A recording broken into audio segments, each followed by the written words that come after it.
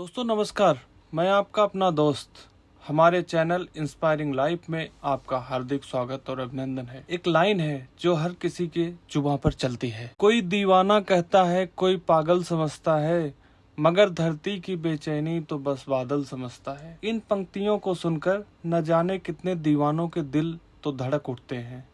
नाम तो आप समझ ही गए होंगे। जी हाँ, हम बात कर रहे हैं कवि कुमार विश्वास की। कुमार विश्वास आज के दौर में सबसे चर्चित मंचीय कवि और मोटिवेटर हैं। वह जितना खूबसूरत लिखते हैं मंच पर, उसी खूबसूरती से कविताओं को भी कहते हैं। कुमार विश्वास साहित्य की दुनिया के ऐसे नगीने हैं जिन्होंने सिर्फ दुनिया ही नहीं, दुनिया भर में हिंदी का मान बढ़ाया है। विदेशों में भी उनके कवि सम्मेलन के प्रति श्रोताओं में गजब का उत्साह देखने को मिलता है। कुमार विश्वास का जन्म 10 फरवरी 1970 को उत्तर प्रदेश के गाजियाबाद जिले के पिलखुआ गांव में हुआ था। उनके पिता डॉक्टर चंद्रपाल शर्मा शिक्षक थे और उनकी मां श्रीमती रमा शर्मा गृहिणी हैं। 4 भाइयों और एक बहन में सबसे छोटे कुमार ने अपनी शुरुआती पढ़ाई लाला गंगा सहाय स्कूल पिलखुआ में की थी और उनकी शादी डॉक्टर मंजू शर्मा से हुई है, जो कि खुद भी एक लेक्चरर हैं। उनके 4 भाई बहन पहले से इंजीनियरिंग और मेडिकल की पढ़ाई में लगे थे, इसलिए परिवार भी चाहता था कि कुमार इंजीनियर बने। लेकिन कुमार का मन मशीनों में नहीं, शब्दों में लगता था। उन्हें हिंदी साहित्य से बेहद लगाव था। जब उन्होंने अपने पिता से ये बात कही, वे इंजीनियरिंग छोड़कर हिंदी साहित्य में जाना चाहते हैं, तो मानो घर में तूफान मच गया।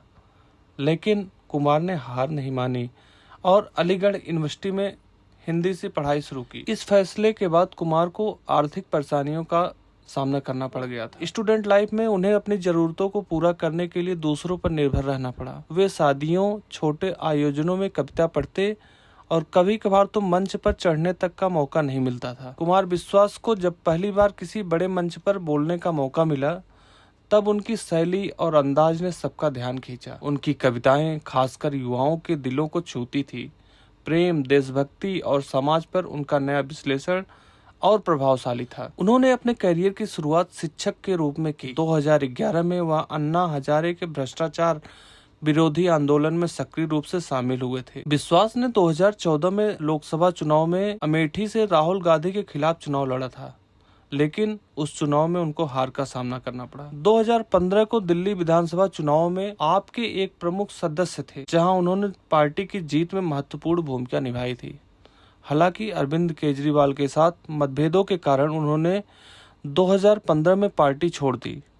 विश्वास अपनी देशभक्ति कविताओं के लिए जाने जाते हैं और राजनीति में भ्रष्टाचार के मुखर आलोचक रहे हैं। वह अपने राजनीतिक विचारों के कारण कई विवादों में भी शामिल रहे। आज कुमार विश्वास सिर्फ एक कवि नहीं है, वह एक प्रेरक वक्ता, यूट्यूबर और समाज के लिए सोचने वाले विचारक भी हैं।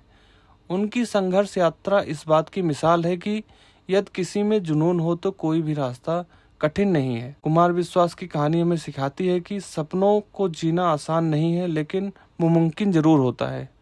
आज की कहानी यहीं तक, बाकी मिलते हैं और नई कहानियों के साथ। धन्यवाद।